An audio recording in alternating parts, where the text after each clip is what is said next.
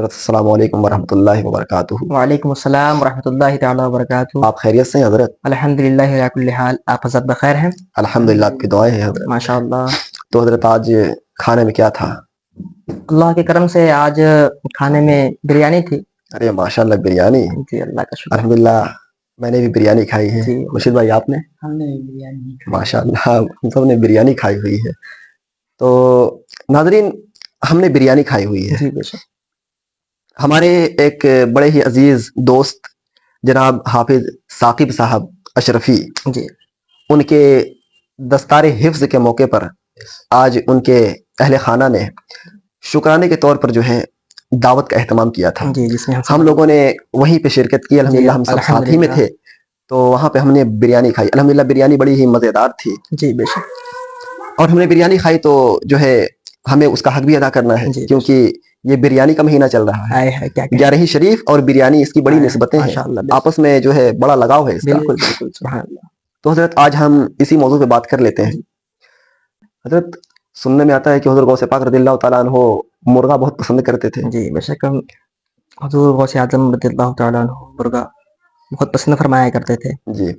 اور حضرت یہ واقعات بار بار ہم نے سن رکھا ہے کہ حضور غوث پاک رضی اللہ تعالیٰ عنہ ایک مقام پر گئے، ان کی دعوت تھی، تو میزبان نے ان کو مرغا پیش کیا کھانے میں، اور پھر حضور غوث پاک رضی اللہ تعالیٰ عنہ مرغا کھا لیے. جب کھانا کھا لیے تو پھر اس کی ہڈیوں کو جمع کرتے ہیں اور اس پر ہاتھ پھیرتے ہیں تو مرغا پھر دوبارہ زندہ ہو جاتا ہے. تو یہ ہم نے سن رکھا ہے. تو حضرت اس کی کیا حقیقت ہے، یہ ہمیں ارشاد فرمائیے. نحمدہ ونصلی ونسلم علی حبیبہ الکریم، اما بعد. اعوذ باللہ من الشیطان الرجیم، بسم اللہ الرحمن الرحیم. الا ان اولیاء اللہ لا خوف علیہم ولا هم یحزنون. صدق اللہ العظیم. دیکھیں، جیسا کہ آپ نے فرمایا کہ غوث اعظم رضی اللہ تعالیٰ عنہ ایک جگہ دعوت میں تشریف لے گئے، وہاں مرغا تناول فرمایا اور اس کے بعد اس کی ہڈیوں کو یکجا کر کے اس پر ہاتھ پھیرا تو وہ مرغا زندہ ہو گیا دوبارہ. جی. اس کرامت کی تائید ایک اور کرامت سے اسی طرح ہوتی ہے. علامہ شیخ ابن حجر عسقلانی رحمۃ اللہ تعالیٰ علیہ غوث اعظم کے حوالے سے کتاب لکھتے ہیں. اس میں وہ نقل فرماتے ہیں کہ ایک بڑھیا اپنے بچے کو لے کر حصول علم کے لیے اور معرفت الہیہ کے لیے غوث اعظم رضی اللہ تعالیٰ عنہ کی بارگاہ میں لاتی ہے اور عرض کرتی ہے، حضور یہ میرا بچہ ہے. وہ میرے خیال سے بچہ تقریباً 6 یا 7 سال کا بچہ رہا ہوگا. اس کی تربیت فرمائیں اور اسے عارف باللہ بنائیں، شریعت کا جانکار بنائیں، علوم اسلامیہ اور علم شریعت اور علم طریقت دونوں کا ماہر بنائیں.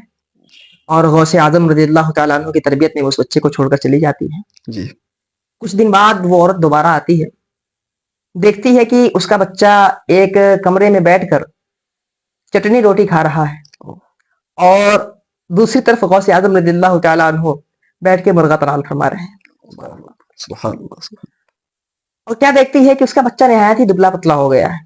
اب ماں کی محبت جوش مارتی ہے، بارگاہ غوث اعظم میں آتی، حضور یہ کیسا ماجرا ہے، آپ تو یہاں بیٹھ کر مرغا تناول فرما رہے ہیں اور میرا بچہ، میرے جگر کا ٹکڑا، میرا لاڈلا وہاں بیٹھ کر چٹی روٹی کھا رہا ہے، اور میں اس کو جب یہاں پر چھوڑ کر گئی تھی تو نہایت ہی فربا اور تندرست تھا، ابھی دیکھ رہی ہوں تو نہایت ہی پتلا ہے، نہایت ہی لاغر اور کمزور ہو گیا ہے. میں نے تو اس کے پاس علم سیکھنے کے لیے بھیجا تھا، آپ نے تو میرے بچے کو بالکل ہی کمزور، نحیف و ناتواں بنا دیا. ماں کی محبت بول رہی تھی. غوث اعظم رضی اللہ تعالیٰ عنہ کہتے ہیں، بی بی بیٹھو ذرا. جب ماں حضرت تناول فرما لیتے ہیں، اس کے بعد مرغے کی ہڈیوں کو یکجا کرتے ہیں اور اس کے اوپر اپنا دست پھیر دیتے ہیں. مرغا کھڑا ہو کر ٹہلنے لگتا ہے. سبحان اللہ، ماشاء اللہ. غوث اعظم فرماتے ہیں کہ جس دن تیرا بیٹا بھی اس لائق ہو جائے گا وہ بھی مرغا کھایا کرے گا. ماشاء اللہ. ابھی اس کے سیکھنے کی عمر ہے، جس دن وہ اس لائق ہو جائے گا اس دن وہ بھی مرغا تناول فرمائے گا. ماشاء اللہ. تو اس کرامت سے بھی غوث اعظم کی اس کرامت کی تائید ہوتی ہے. حضرت جیسے کہ اس طریقے کے واقعات کیا ماضی میں بھی ہو چکے ہیں؟ جی، اس طریقے کے واقعات ماضی میں بالکل ہو چکے ہیں اور اس طریقے بلکہ اس سے کہیں اعلیٰ مثالیں موجود ہیں.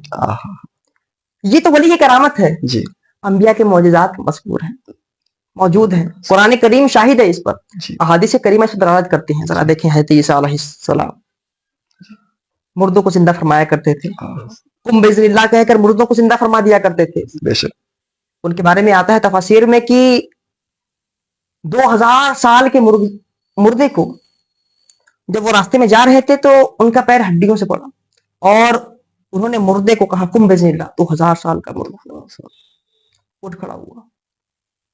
کہتے عیسیٰ روح اللہ مردوں کو زندہ کر رہے ہیں اللہ کے حکم سے. آقا دو جہاں صلی اللہ علیہ وآلہ وسلم کے بارگاہ میں آتا دیکھیں آپ. سبحان اللہ. حضرت جابر رضی اللہ تعالی عنہ نے نبی کریم صلی اللہ علیہ وآلہ وسلم کی دعوت فرمائی.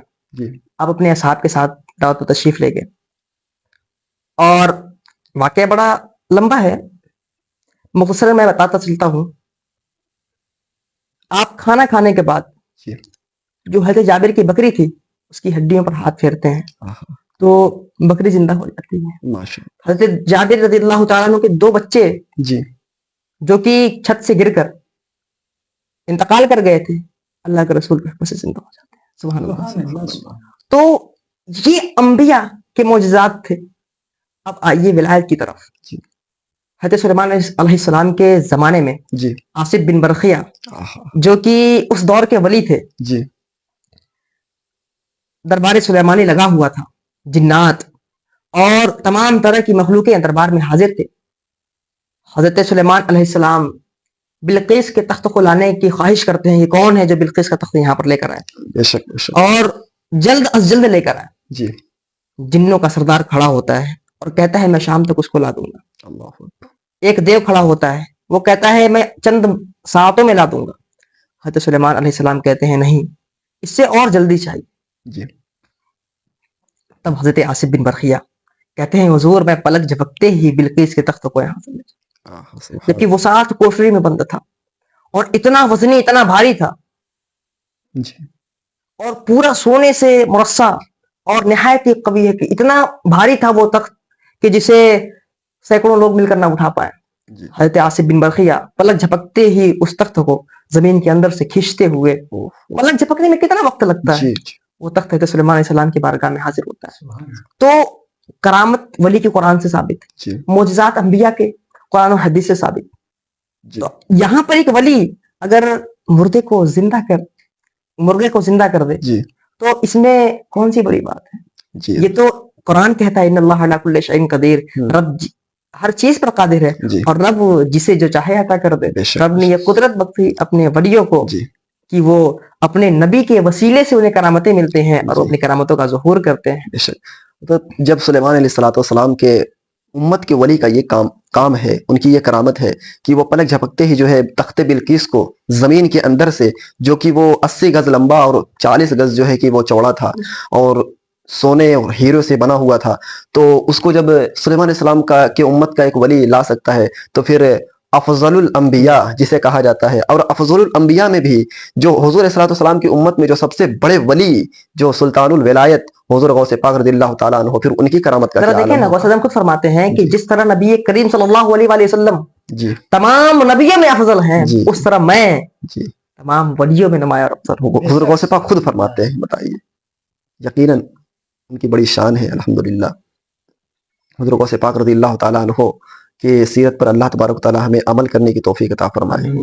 اور حضرت کچھ لوگ یہ اعتراض بھی کرتے ہیں کہ یہ جو ہے کرامتیں کہاں سے تم اس کا ذکر کرتے ہو, یہ جو ہے کرامتیں پکڑ کر لاتے ہو, تم جو ہے من گھڑت کر لیتے ہو اور اس طریقے کی جو ہے کوئی چیزیں ہمیں ملتی نہیں ہیں. تو یہ لوگ اعتراض کرتے ہیں کہ یہ کیا کرامتیں دیکھیں اس کے بارے میں معاملے میں جی یہ کچھ ناہنجار قسم کے لوگ ہیں جی جو اسلام کے اسلاف صلحاء جی اولیاء اللہ اور رہبر طریقت جی ان سب سے لوگوں کو متنفر کرنا چاہتے ہیں, بے شک ان کی شخصیت اور ان کی عظمتوں کو گھٹانا چاہتے ہیں. بے شک.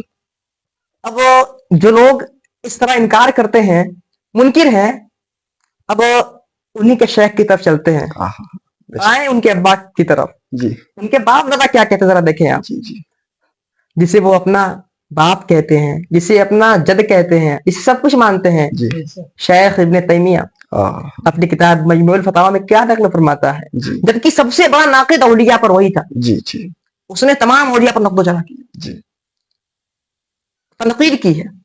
बेशक लिखता है कि गौसे आजम की करामत जितने तवातुर के साथ मुझ तक पहुंची है, जी इस तरह किसी भी वली की करामत मुझ तक नहीं पहुंची। इब्न तैमिया जो कि औलिया अल्लाह पर तनकीद उसका काम था, वो लिखता है खुद अपनी किताब में कि गौसे आजम की करामत जितने तवातुर के साथ मुझ तक पहुंची है, इतने तवातुर के साथ किसी भी वली की करामत साबित नहीं। और तवातुर कहते किसको है कि एक जमाने में इतने लोगों का किसी एक बात पर मुत्तफिक हो जाना कि अक्ल इस बात को मुहाल जाने की इतने लोग झूठ बोल सकते हैं इस बात जी पर। इब्न तैमिया लिख रहा है, इब्न तैमिया। लेकिन इनके अब्बा खुद मुतरिफ है, तो फिर ये क्या बात कर रहे हैं? तो इनको तो एतराज करता ही नहीं, करना ही नहीं बनता ये, तो फिर बेजा एतराज है। जी हजरत जैसे कि हुजूर गौसे पाक रज़ियल्लाहु ताला अन्हु की करामतें बरहक हैं, अज़हर मिन अश-शम्स हैं, कोई उसका इनकार नहीं कर सकता, कोई अहले इल्म और अहले खिरत उसका इनकार बिल्कुल नहीं कर सकता। हाँ, वो जो अक्ल से रहे हैं वो तो कुछ भी कर सकते हैं, वो तो दिन में सूरज को भी ये कहेंगे कि भाई हम सूरज नहीं देखते। अरे शेख ने फरमाया ना, वहां क्या मर्तबा है गौसे बाला तेरा, जी ऊंचे ऊंचों के सरों से है कदम आला तेरा। बेशक बेशक आला हज़रत फरमाते हैं सूरज उल्टे पांव पलटे, चांद हो इशारे से चार, अब अंधे नजदी देख ले कुदरत रसूलुल्लाह की, यानी अंधों को भी नजर आएगी हुजूर की कुदरत।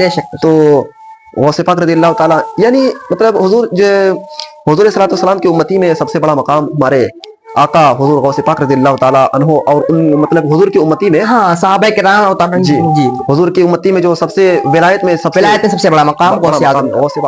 Subscribe Al Huda Studio channel and press THA bell icon to get our video first.